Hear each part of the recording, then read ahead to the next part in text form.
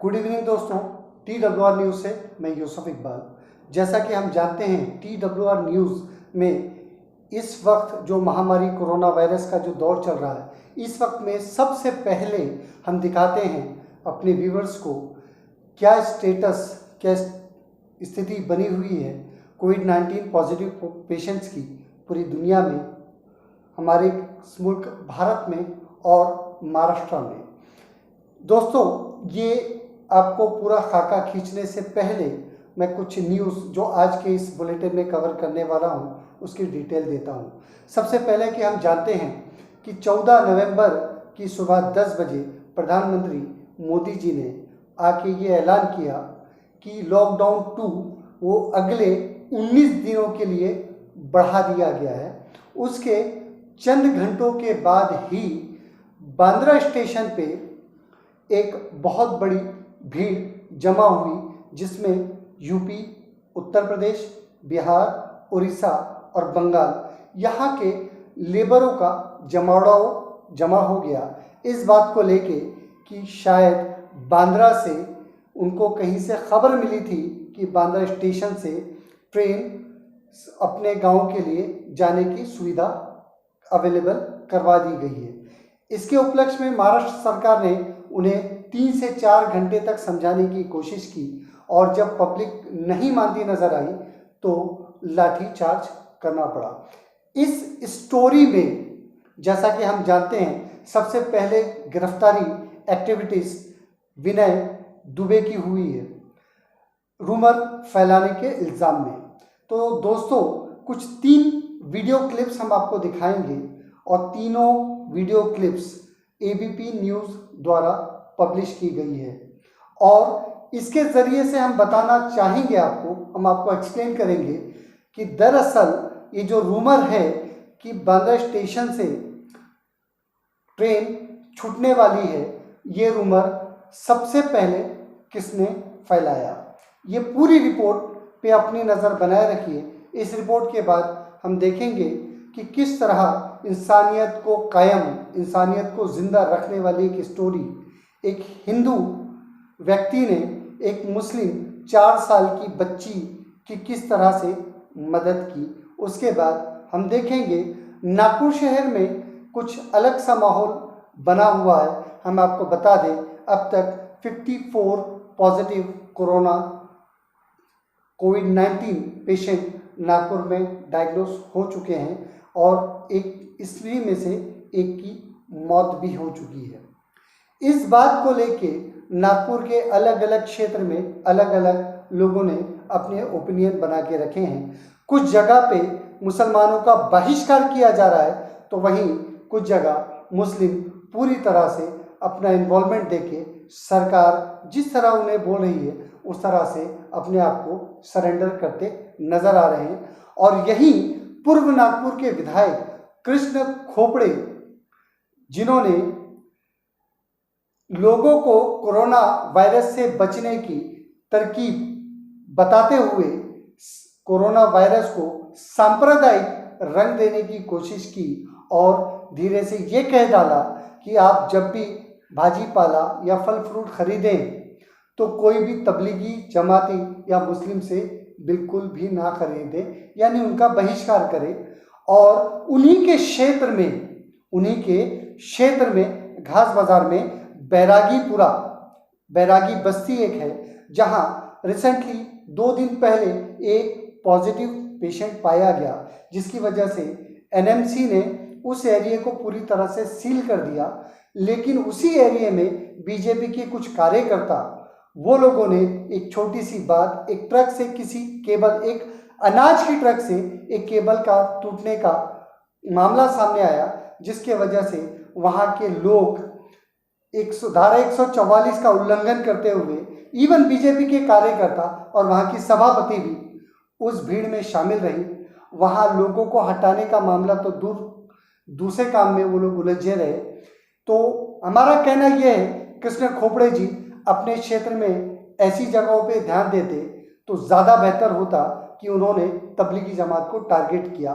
दूसरी तरफ पार्टी एक एरिया है जो कृष्ण खोपड़े के ही क्षेत्र में आता है, वहाँ बुधवार को और रविवार को बाजार भरता है। और हम आपको बता दें, आज भी धारा 144 के रहते हुए भी इस बाजार में 3 से 5 हज़ार लोग बाजार में उतरते हैं। और हम आपको याद दिलाते चलें कि 2 बार यशोधरानगर थाने के सामने जो कलमना का एक हिस्सा वहाँ पे शुरू किया गया था, भीड़ जमने की वजह से TWR न्यूज़ ने उसकी 2 बार रिपोर्टिंग की और वहाँ के ज़िला अधिकारी ने उस बाज़ार को परमानेंट बंद करने का ऑर्डर लगाया।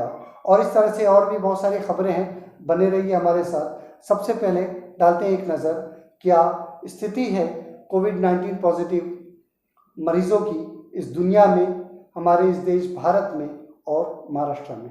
आइए देखते हैं ये वीडियो।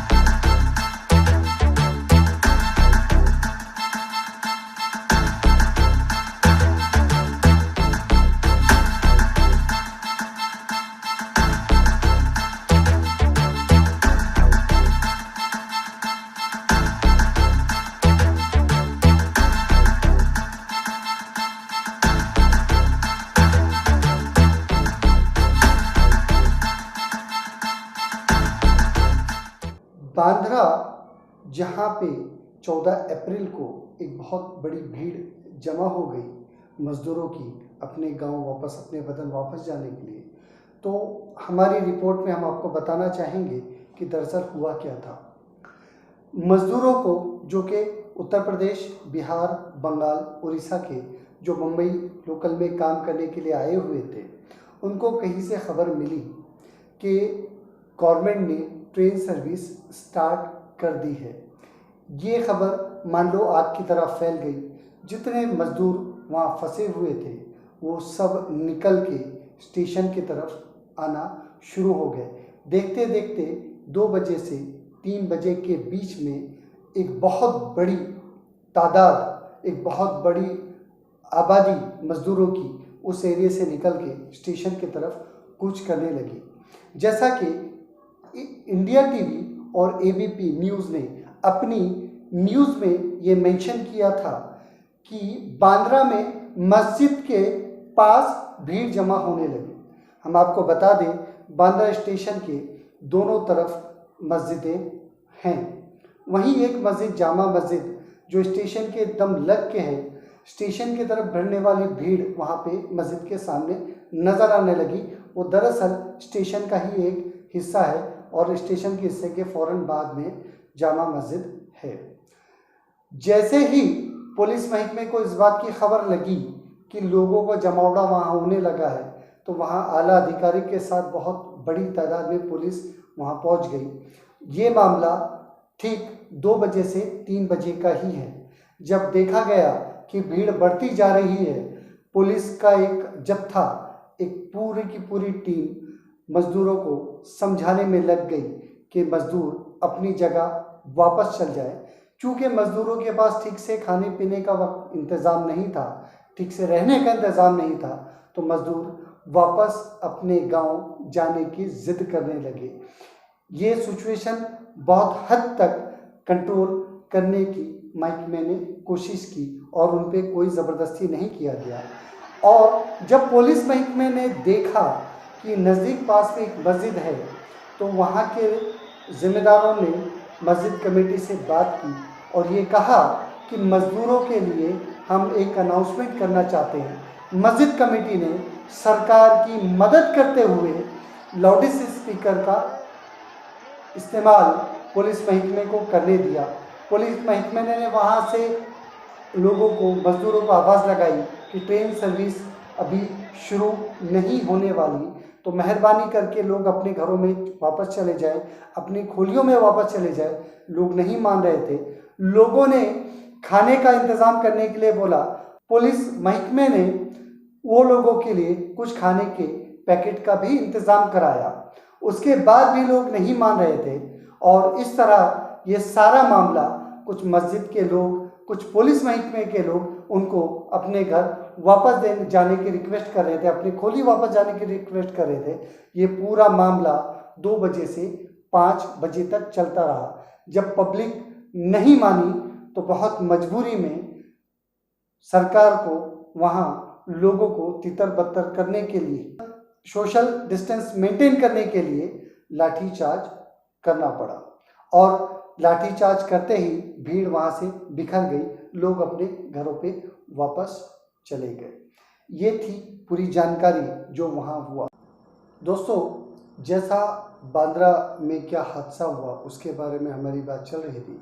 सबसे पहले मैं आपको बता दूं, एक वीडियो जो एबीपी माझा द्वारा शेयर किया गया, अपने टेलीकास्ट किया गया, उसमें बाकायदा रिपोर्टर ने यह दावा किया है कि रेलवे की तरफ से उसे एक लेटर मिला है जिसमें ट्रेन सुविधाएं फिर से शुरू होने वाली है। एबीपी माझा ने ये पूरी न्यूज़ चलाई और हमें लगता है क्योंकि ये न्यूज़ 14 अप्रैल की ही है, तो 14 अप्रैल को जब ये न्यूज़ चलाई गई उसके बाद लोगों को यूँ लगा कि ट्रेन शायद शुरू हो गई है और लोग बांद्रा स्टेशन की तरफ बढ़ने लगे। आइए इस एबीपी माझा की इस क्लिप की तरफ डालते हैं एक नजर। जागी अडकलेल्या मजुरांना गावी परत पाठवण्यासाठी ट्रेन प्रत्येक डिव्हिजन मधून आता धावणार आहेत। आताची सगळ्यात महत्वाची बातमी आहे, जागोजागी अनेक जण लॉकडाऊनमुळे अडकलेले आहेत, त्यामुळे आता मजुरांना गावी परत पाठवण्यासाठी ट्रेन ह्या प्रत्येक डिव्हिजन मधून धावणार आहेत। त्याबद्दल अधिक माहिती घेऊयात, आपले प्रतिनिधी राहुल कुलकर्णी आता आपल्या सोबत आहेत। राहुल, नेमका काय असू शकतो हा निर्णय? आपल्याकडे जे आता रेल्वे विभागातल्या सूत्रांनी दिलेलं पत्र आहे त्या पत्रानुसार जशा दररोज व्हिडिओ कॉन्फरन्सिंगद्वारे रेल्वे मंत्र्याशी आणि रेल्वे बोर्डाशी वेगवेगळ्या डिव्हिजन मधली मंडळी संपर्क साधतात, तसंच काल ह्या संदर्भामध्ये वेगवेगळ्या डिव्हिजन बरोबर व्हिडिओ कॉन्फरन्सिंग झाली आणि त्याच्यानंतर काल संध्याकाळी हे पत्र इश्यू करण्यात आलेलं आहे। प्रत्येक डिव्हिजनला त्या डिव्हिजनमध्ये किती मजूर अडकलेले आहेत त्याचा डेटा देण्यात आलेला आहे आणि ह्या मजुरांना त्यांच्या गावाकडे परत पाठवण्यासाठी जनसाधारण विशेष ट्रेन्स ह्या सुरू करायच्या आहेत, त्याचे तपशील पण गेलेले आहेत। याचा दुसरा अर्थ असा की एकीकडे लॉकडाऊन हे आज जर वाढलं, पंतप्रधानांनी जर ते लॉकडाऊन वाढवण्याचा निर्णय घेतला तर त्याबरोबरच वेगवेगळ्या शहरामध्ये अडकून पडलेले जे मजूर आहेत त्या मजुरांना शहराच्या बाहेर काढण्याच्या दृष्टीनं सुद्धा एक मेगा प्लॅन बनलेला आहे। सोबत माझ्याकडे काही डिटेल्स पण आहेत की ज्या डिटेल्समध्ये ग्रीन सेक्टर मधल्या काही रेल्वे सेवा जर सुरू करायच्या असतील तर त्या सुरू करण्याच्या संदर्भात काय काय गोष्टी करायला हव्यात त्याचे पण तपशील देण्यात आलेले आहेत। खास करून वयवर्ष 55 पेक्षा अधिक वय असलेल्या रेल्वेच्या कर्मचाऱ्यांना सेवेमध्ये कुठं डिप्लॉय करायचं आहे, जर मर्यादित ठिकाणी ह्या रेल्वे सेवा सुरू झाल्या तर त्याच्यासाठी टीसीनी काय काम करायचं वगैरे। पण आत्ताची सगळ्यात मोठी बातमी अशी की लॉकडाऊन मध्ये जे वेगवेगळ्या ठिकाणी अडकलेले मजूर आहेत, कामगार आहेत, त्यांना त्या ठिकाणातनं काढून त्यांच्या गावाकडे परत पाठवण्यासाठी जनसाधारण नावाच्या विशेष रेल्वे सेवा सुरू करण्यात येणार आहेत। प्रत्येक डिव्हिजनला त्याचे डिटेल्स दिलेले आहेत। आणखी डिटेल्स घ्यायचे म्हणजे कोणत्या भागामध्ये कुठे कुठे किती प्रमाणामध्ये मजूर अडकलेले आहेत आणि मग त्यानुसार या जनसाधारण एक्सप्रेस विशेष रेल्वे सेवा सुरू केल्या जातील। धन्यवाद राहुल या सगळ्या माहितीबद्दल। जैसा कि इस वीडियो क्लिप में आप देख सकते हैं, आपने देखा है कि बाकायदा इनके रिपोर्टर, एबीपी माझा के इस रिपोर्टर ने ये बात का ऐलान किया कि रेलवे अपना पैसेंजर ट्रेन का जो पूरा सिस्टम है उसे रिज्यूम करने वाली है, मतलब पुनः उसे शुरू करने वाली है। हम समझते हैं यही वो न्यूज़ है जिसकी वजह से लेबर यूपी, बिहार, उड़ीसा और बंगाल के उनको यूं लगा कि ट्रेन सर्विस चालू हो गई है। चूँकि उनके खाने का इंतज़ाम नहीं था, उनके रहने का ठीक से इंतज़ाम नहीं था, तो उन्हें लगा हमें वापस घर जाना चाहिए और भीड़ इस तरह से बढ़ने लगी। लेकिन इस न्यूज़ को एबीपी न्यूज़ ने कोई माफ़ी नहीं मांगी, कुछ भी नहीं किया। उल्टा विनय दुबे के वीडियो को, जिसमें विनय दुबे ने ये बात कही थी कि अगर प्रधानमंत्री मोदी 14 अप्रैल को अगर वो लॉकडाउन वापस लेते हैं तो 15 तारीख की सुबह वो 25 बसों से उत्तर भारतीयों को उनकी जगह पे पहुंचा देने का कार्य करेंगे। आइए डालते हैं इस वीडियो पे नज़र, और हम आपको बता दें ये वीडियो भी एबीपी न्यूज़ का ही है। बड़ी खबर आ रही है। बांद्रा ईस्ट और वेस्ट में स्थित झुग्गी बस्तियों में रहने वाले कुछ लोगों से हमारे रिपोर्टर की बातचीत हुई है। इनमें से कुछ लोग इस भीड़ में मौजूद थे। इनका कहना है कि दोपहर के समय इस बात की जानकारी मिली कि बांद्रा टर्मिनस से ट्रेनें शुरू की गई हैं, गांव जाने की टिकट मिल रही है। यही खबर सुनते ही बड़ी संख्या में लोग स्टेशन पर पहुंचे, लेकिन खबर अफवाह साबित हुई। ज्यादातर लोग वापस अपने गांवों की ओर लौटना चाहते थे। बहुत से लोग उत्तर प्रदेश और बिहार के रहने वाले हैं। हजारों की संख्या में बांद्रा टर्मिनस पर यह भीड़ आज दोपहर में इकट्ठा हुई, जिसको बाद में पुलिस ने तितर बितर कर कुछ बल प्रयोग कर हटाया और वापस अपने घरों की ओर उनको लौटाया। ट्रेन शुरू होने की अफवाह फैली थी कि ट्रेनें खुल रही हैं, टिकट मिल रहे हैं। इस चक्कर में ये लोग बड़ी संख्या में टर्मिनस पर इकट्ठा हुए और लॉकडाउन 2 की मियाद क्योंकि 3 मई तक बढ़ी है, इसीलिए भीड़ इकट्ठा हो गई। लॉकडाउन 2 की मियाद बढ़ने के आज पहले ही दिन पर आज मुंबई में बांद्रा में जो तस्वीरें देखने को मिली वो पलायन 2 जैसी तस्वीरें थी। पलायन 1 हमने दिल्ली में देखा था आज से करीब 20 दिन पहले। लगभग वही परिस्थिति आज मुंबई में दिखाई दी। जैसे ही प्राइम मिनिस्टर ने लॉकडाउन की मियाद 19 दिन और बढ़ाई, उसके कुछ देर बाद मुंबई के बांद्रा टर्मिनस पर हजारों की संख्या में भीड़ इकट्ठी हो गई। बताया जा रहा है कि वहां यह अफवाह फैली कि बांद्रा टर्मिनस से स्पेशल ट्रेन चलाई जा रही है, वहां पर टिकट बुकिंग हो रही है। इसीलिए वो तमाम मजदूर, वो तमाम श्रमिक, तमाम कामगार जो उस इलाके में रहते हैं, जो पूर्वी उत्तर प्रदेश और बिहार के रहने वाले हैं, पूर्वी भारत के रहने वाले हैं, वो अपने घरों में जाने के लिए, वापस गांव लौटने के लिए बड़ी संख्या में बांद्रा के आसपास इकट्ठा हो गए ताकि वो ट्रेन पकड़कर घर लौट सके। इनका ये कहना है कि इनको मुंबई में काम नहीं मिल रहा है, खाने को भी नहीं मिल रहा है, इसीलिए अपने घर लौटना चाहते थे। लेकिन बाद में मुंबई पुलिस ने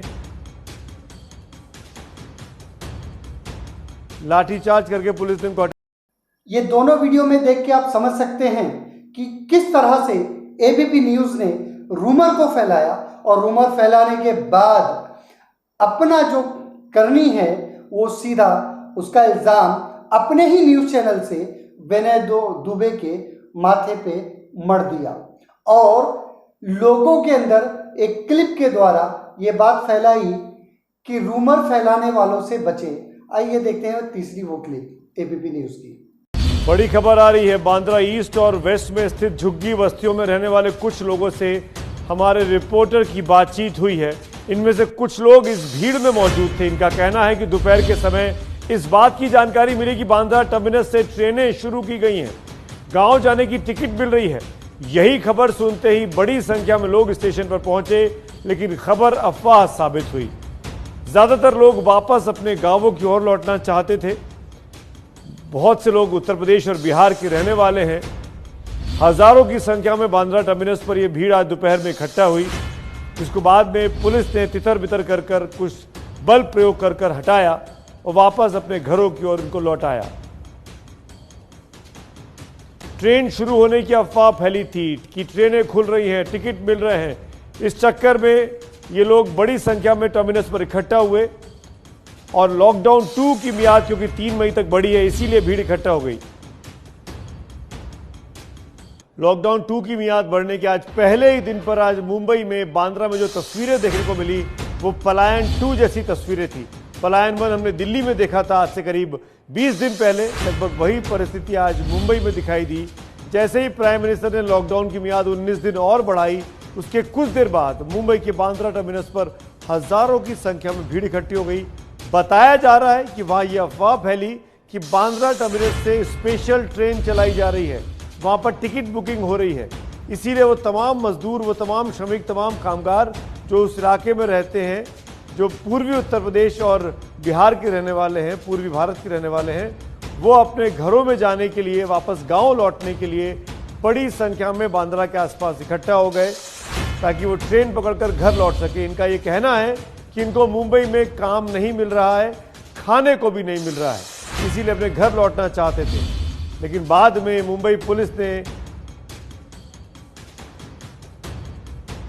लाठीचार्ज करके पुलिस ने उनको हटाया। इसी तरह से दोस्तों न्यूज़ चैनल वो जो सच्ची पत्रकारिता करते हैं, आप उन्हीं की बात सुने और उसी की तरफ ध्यान दें। इस तीनों वीडियो को देख के ये समझ में आता है कि कहीं ना कहीं इस रूमर को फैलाने में ऐसे ही किसी चैनल का हाथ है।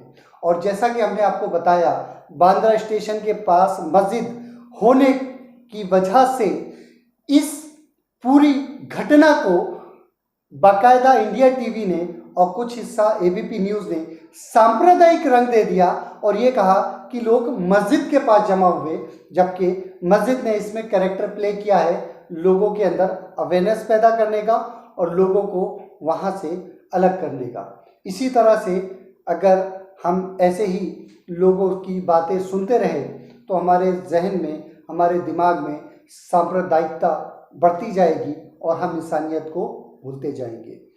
आइए, जैसे हमने आपको बताया था, एक छोटी सी न्यूज़ के तरफ, ये इस फोटो की तरफ आप ध्यान दें, इस पिक्चर की तरफ आप ध्यान दें। ये फोटो, ये पिक्चर है विष्णु की। विष्णु केरला का एक रहने वाला है। उसके किसी एक दोस्त ने उसे अप्रोच किया कि वहाँ से, उसकी जगह से 150 किलोमीटर दूर 4 साल की एक मुस्लिम बच्ची जो कैंसर पीड़ित है, उसे दवाई की ज़रूरत है और उसके शहर से 150 किलोमीटर दूर दवाई पहुंचाने वाला कोई भी नहीं है। जात धर्म न देखते हुए विष्णु ने अपनी मोटरसाइकिल ली, दवाई लेके उस बच्ची को 150 किलोमीटर का सफ़र धारा 144 के चलते हुए इस लॉकडाउन की स्थिति में भी जाके पहुंचाया और उस बच्ची की जान बचाने में मदद की। तो इंसानियत को जिंदा रखने के लिए ऐसे भी कुछ लोग हैं जो इस लॉकडाउन में, इस महामारी के वक्त में इंसानियत नहीं भूलते हैं। और एक तरफ हमारी मीडिया और कुछ हमारे राजनेता जो एक महामारी को भी सांप्रदायिक और धार्मिक रंग देने से बाज नहीं आ रहे। हमारी बात चल रही थी, हमने आपको पहले बताया है, नागपुर शहर के घास बाजार, शतंजीपुरा जोन में घास बाजार, वहीं बैरागी बस्ती में एक पॉजिटिव पेशेंट, एक लड़का पॉजिटिव पेशेंट पाया गया कोविड-19 से। वहाँ से ठीक मात्र 100 मीटर की दूरी पर एक अनाज की गाड़ी जो क्षेत्र में अनाज उतारने आई थी, उससे एक केबल का टूटना वहाँ के लिए, उस ड्राइवर के लिए मुसीबत बन गया। वहाँ पे भाजपा के कार्यकर्ता और वहाँ के स्थानीय लोगों ने धारा 144 लगी हुई है और वो एरिया बाकायदा कोविड-19 पेशेंट मिलने की वजह से महानगर पालिका ने सील किया था। उस सील किए हुए एरिया के अंदर लोग घरों से बाहर निकल आए, उस ड्राइवर के ऊपर चढ़ाई करना शुरू की और बाकायदा इसको भी एक तरह का माहौल ख़राब करने वाली स्थिति पैदा कर दी गई। हम आपको बता दें, जिस एरिया में भी कोविड-19 का पॉजिटिव पेशेंट मिलता है, उस एरिया को महानगर पालिका, हेल्थ डिपार्टमेंट और महाराष्ट्र पुलिस पूरी तरह से सील कर देती है। किसी को घर से बाहर और उस एरिया से अंदर बाहर आने नहीं दिया जाता। इस सिचुएशन में भी हमारे पास वीडियो है, हमने वो वीडियो हमारे ख्वाजा कबीर भाई ने रिकॉर्ड किया है, हम आपको वीडियो में दिखाएंगे, जिसमें वहाँ के लोकल नेता और इवन वहाँ की सभापति भी मौके पे पहुँचती है, लेकिन वहाँ से भीड़ ख़त्म करने की बात कोई भी नहीं करता है, मामले को और उलझाते जाते हैं। मेरा कहना यह है, कृष्ण खोपड़े जो उस एरिया के विधायक हैं बीजेपी के, उन्होंने अपने इन कार्यकर्ताओं और अपने एरिया का, अपने क्षेत्र का संज्ञान लेना चाहिए और इस तरह की घटनाएं जो हो रही हैं उस पर अंकुश लगाना चाहिए। बेहतर उनके लिए शायद ये होता, लेकिन ये सब छोड़ते हुए वो उल्टा कोरोना को सांप्रदायिक रंग देते नजर आते हैं। पिछले न्यूज़ में हमने आपको बताया था कि किस तरह से लोगों को कोरोना का अवेयरनेस का प्रोग्राम करते करते उन्होंने कोरोना वायरस को सांप्रदायिक रंग देते हुए मुस्लिमों से भाजी पाला और फल फ्रूट लेने से इनकार कर दिया था। आइए डालते हैं इस वीडियो पे एक नज़र।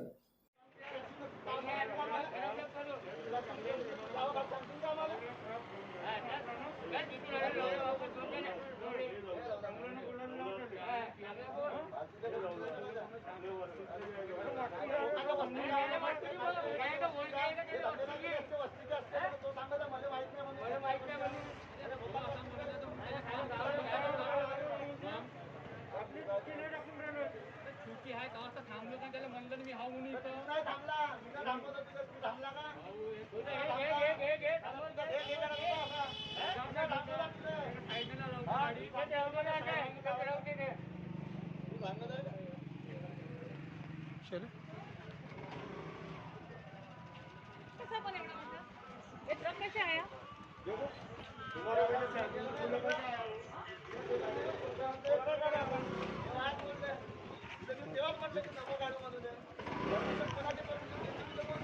या एरियात सांगितलंय की कसं कर रहे हैं अभी मॅडम मैडम नगरसेवक है क्या? मॅडम नगरसेवक है और एक नगरसेवक है। वो भी आएंगे ना, दोनों आएंगे ना।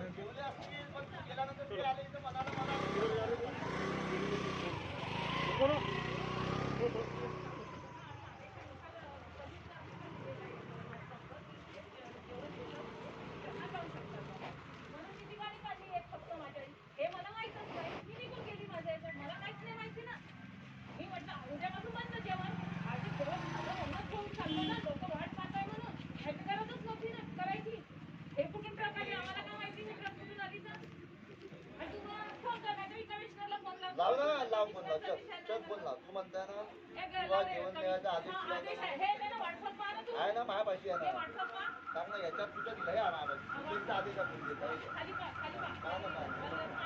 नगरसेवक याच्यात जेवणाचं कुठे आहे बा?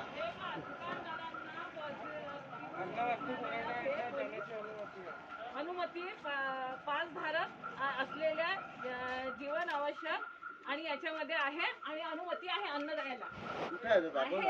आहे श्याम तू उद्धतबाजी नको करू, मी विचार मी सभापती उद्धतबाजी आता तू नको शिकू मला उद्धतबाजी. तू उद्धतबाजी मी नको पहा करू. मी जर ठरवलं तर तुला ते काढून नाही दिलं असतं परमिशन दाखवल्याशिवाय. म्हटलं ना मी आणि तुला. तू काय म्हटलं की लावून देणार आहे. कुठे आला तुझा लावून देणार अरे आहे? तो ट्रकवाला कुठे आहे रे? तू हा फिरत आहे ना ट्रकवाला तो? हा आहे. याचा ट्रक हा आहे. नाही ना, हा नाही. अरे ते हा तो ओरडून राहिले, जे ओरडून राहिले ना ते त्यांनी मला सांगितलं की मॅडम तुम्ही काढून घ्या. अरे हा काय ना माझं असून नाही नाही नाही नाही आहे. आपली आहे ते कोणती म्हणतात जीप कारपोरेशन म्हणतात आहे. कारपोरेशन जीप जीपवाला म्हणतात. लाव नाही त्यांना मला. फोन लाव. त्याचा नंबर नाही मला जीपवाल्याचा. जीपवाला मला म्हणे की तुम्ही काढून घ्या गाडी म्हणे ताई आम्ही लगेच लावून देतो. तुझ्या गेल्यानंतरच ते लोक आले. याच्या समोर आहे तू आता विचारायला आले. मी असे कसे त्याला काढून दिलं म्हणे तुम्ही काढून द्यायला पाहिजे. विचार ना हा होता तो का? कुठे आहे ते? जीपवाले कुठे आहे? हे कुठे ते आपले फायलर विभागाचे नाही का? फायलर विभागाचा हो त्याला एकाला फोन लावला. हो मी त्याला विचारलं ना जाऊ का म्हणून, तेव्हाच आम्ही गाडीमध्ये अन्न भरलं ना. ये थे शतरंजीपुरा बैरागीपुरा बस्ती का ये पूरा वीडियो आपने देखा, जहां से मात्र 100 मीटर की दूरी पर एक कोविड-19 का पॉजिटिव पेशेंट इसी दिन सुबह उसके बारे में इंफॉर्मेशन गवर्नमेंट को मिली थी। उसके अलावा कृष्ण खोपड़े जी के क्षेत्र पार्टी में एक बाजार काफ़ी सालों से भरता रहा है, जहां 5 से 10 हज़ार पब्लिक खरीदार हर रविवार और बुधवार को उतरते हैं। उन्हीं के पहाड़ी क्षेत्र में इस वक्त में जब धारा 144 लगी हुई है, लॉकडाउन चल रहा है, ऐसे वक्त में भी वहाँ पे उस जगह पे व्यापारी भी कम नहीं हो रहे हैं और ख़रीदार भी कम नहीं हो रहे हैं। ऐसे बाज़ार में 3 से 5 हज़ार लोग हमेशा आते हैं।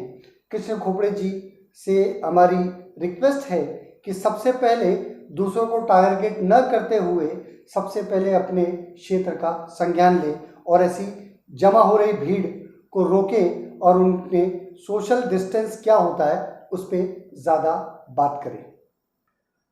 इसी तरह से हम आपको बता दें, महानगर पालिका, जिला अधिकारी, इस तरह के अलग अलग लोग अलग अलग समाज सेविक को साथ में लेके लोगों को अपील कर रहे हैं कि लोग सोशल डिस्टेंस मेंटेन करें और उसके ऊपर काम करते रहें। इसी बात को लेके मुस्लिम समुदाय के कुछ लोगों द्वारा 2 से 3 बार अपील किए जाने पे लोगों ने अपनी नाराज़गी जाहिर की कि क्या सिर्फ मुस्लिम बस्ती ही ऐसी है, क्या मुस्लिम बस्ती इसका पालन नहीं कर रही, जबकि मुस्लिम बस्तियों में नमाज मस्जिदों में रोक दिया गया है। शब मेराज मुसलमानों ने नहीं मनाया और वहीं शब बरात मुसलमानों ने नहीं मनाया। गवर्नमेंट का पूरी तरह से मुस्लिम समुदाय साथ देते हुए भी अगर कोई मुस्लिम सिर्फ मुसलमानों से ही अपील करे और सिर्फ मुस्लिम धर्मद्रोही सामने आए तो लोगों की नाराज़गी बनती है। इसी तरह से एक सामाजिक कार्यकर्ता फिरोज़ खान, हमने उनसे बात की। आइए डालते हैं वीडियो पे एक नज़र। मैं मोहम्मद फिरोज,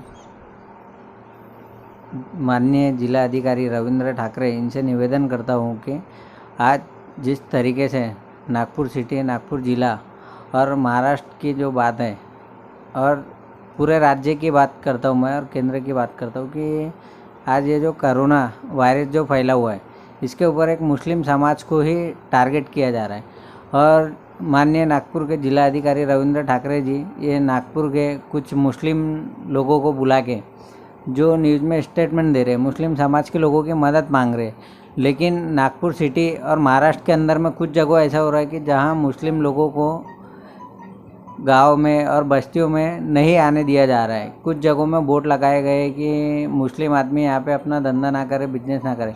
और यहीं नागपुर सिटी के अंदर भी एक जगह ऐसा हुआ है जरीपटका एरिया में कि मुस्लिम आदमी को वहाँ पे सब्जी भाजी बेचने नहीं दिया गया है।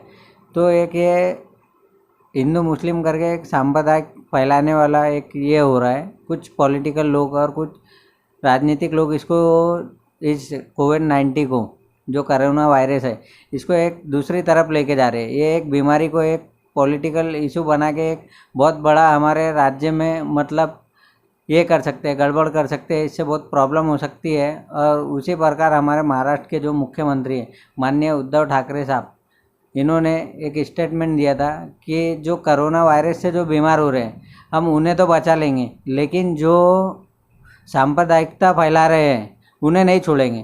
तो जो मुख्यमंत्री साहब ने बोला, उद्धव ठाकरे जी ने जो स्टेटमेंट दिया, ये बहुत ही अच्छा स्टेटमेंट दिया। इसका हम मान करते हैं और उनका आदर करते हैं कि ऐसे मुख्यमंत्री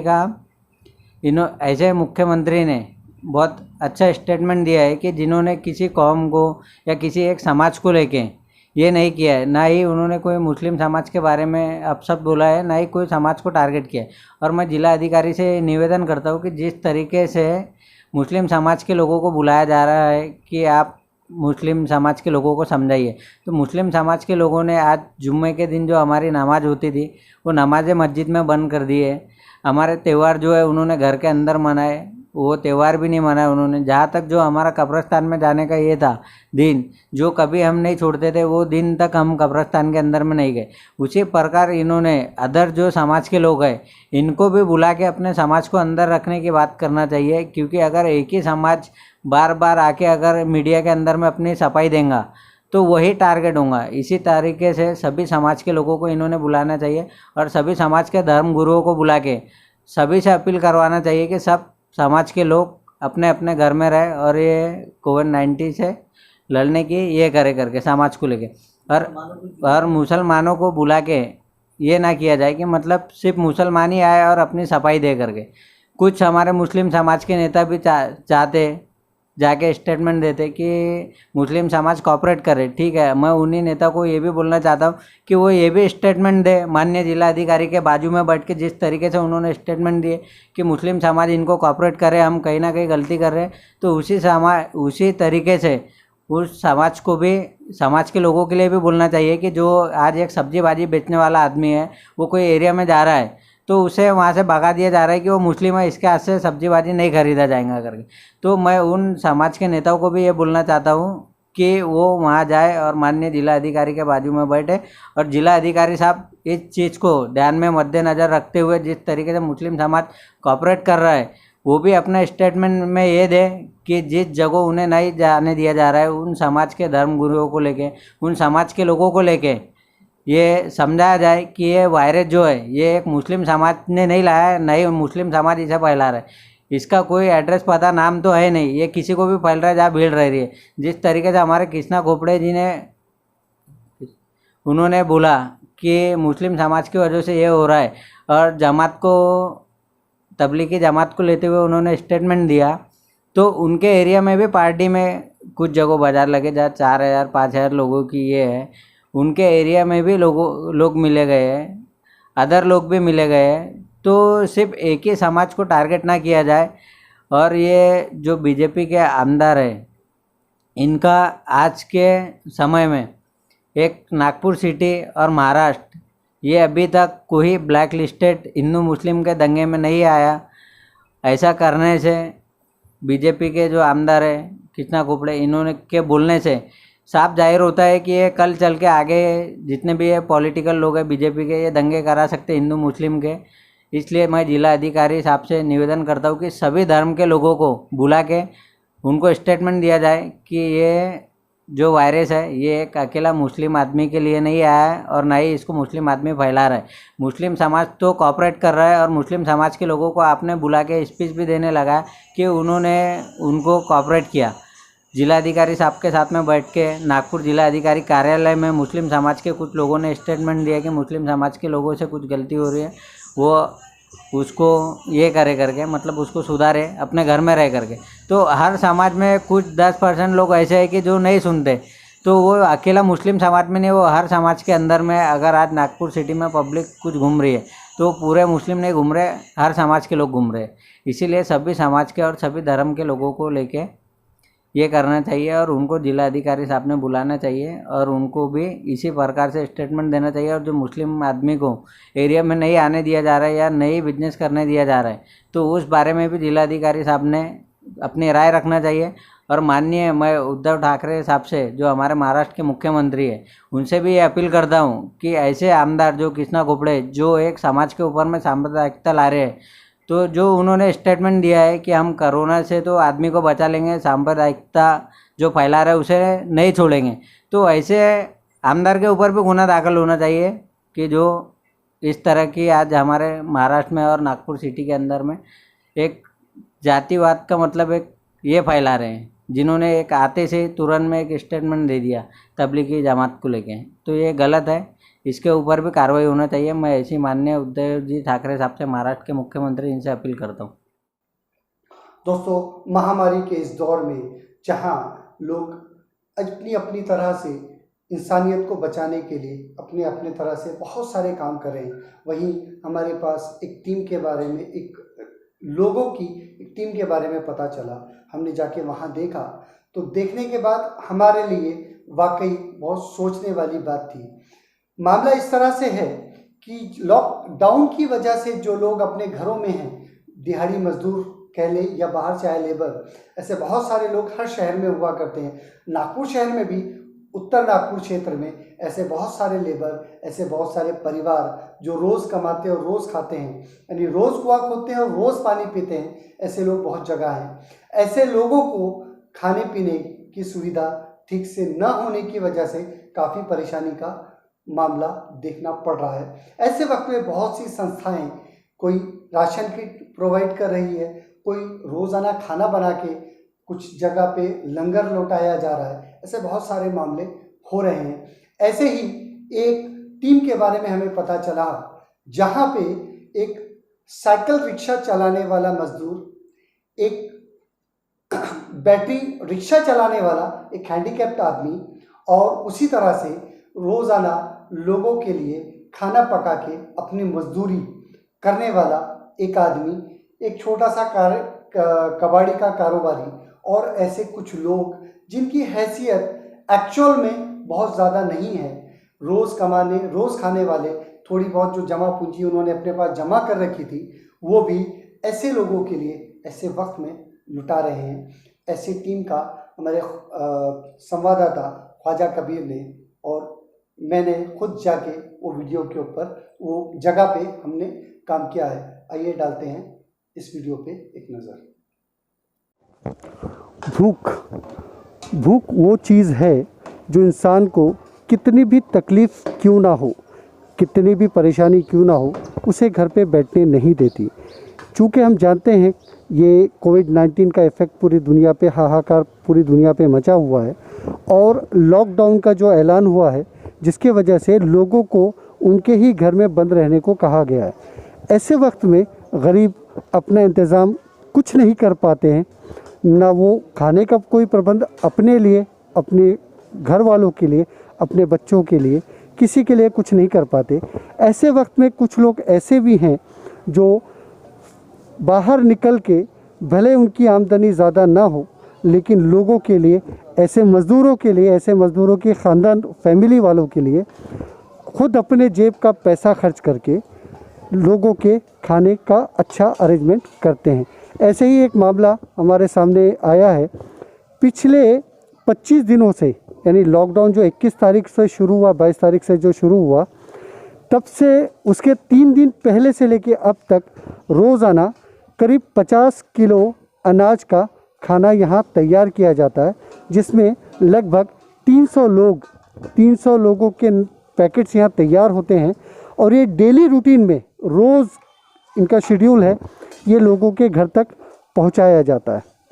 मैं आपको बता दूं, यशोधरानगर क्षेत्र में संघर्ष नगर एक जगह है, वहाँ पे कुछ मज़दूर, कुछ कारोबारी तबका जो बहुत बड़े लेवल का नहीं है, कुछ अपने जेब से, और कुछ जो समाज सेवक अराउंड में जो फेमस टाइप के जो फाउंडेशंस हैं, उनसे कुछ मदद लेके यहाँ के लोगों का 300 लोगों का पेट भरने का काम रोज़ाना कर रहे हैं। देख सकते हैं हमारे पीछे, ये पूरी तरह से डेली रोज़ इसी तरह से यहाँ पे खाने का इंतज़ाम किया जाता है लोगों के लिए। आप देख सकते हैं यहाँ पे एक करीब 50 किलो का एक डेग है, जिसमें अभी जो फ़िलहाल दाल चावल जो रेडी, एक नॉर्मल खाना। और आपको बता दूँ, ये सिर्फ रोज़ाना दाल चावल ही नहीं, रोज़ाना कुछ ना कुछ इसके अंदर कुछ चेंज करके इस तरह से इंतज़ाम किया जाता है। दोस्तों आइए चलिए बात करते हैं कुछ यहाँ के साथियों से, जो ये लोग अरेंजमेंट में वो लोग साथ में हैं। हमारे साथ में यहाँ पे 2 भाई, एक वकील और एक बबलू भाई।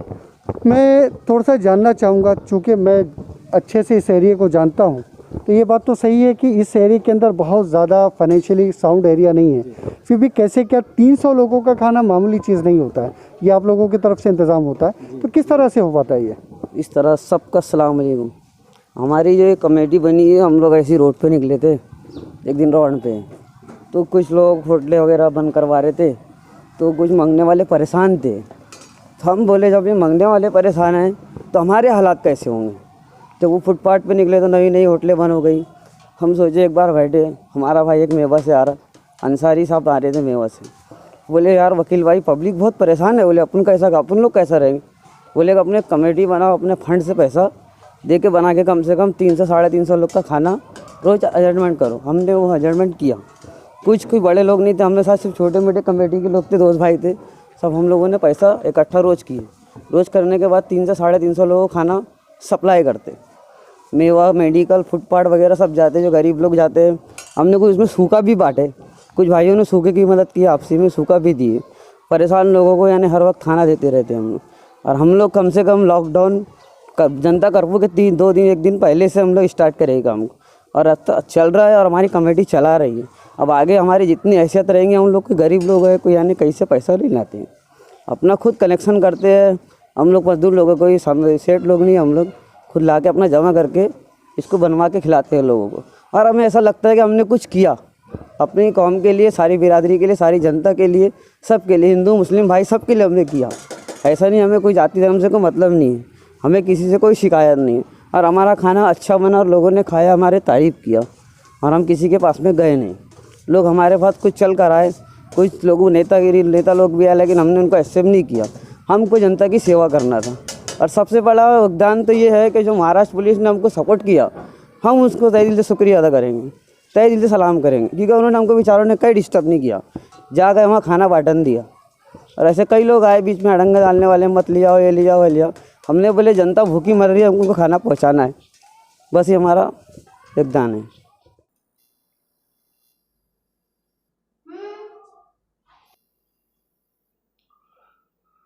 दोस्तों, ये थी आज भर की सारी न्यूज़, सारी जानकारी, सारी रिपोर्ट्स। बने रहिए हमारे साथ ACN नागपुर के 96 नंबर चैनल पे, और हमें आप सब्सक्राइब कर सकते हैं YouTube पे TWR न्यूज़ और फेसबुक पे भी। तो बने रहिए रोज़ नई खबर TWR न्यूज़ के साथ।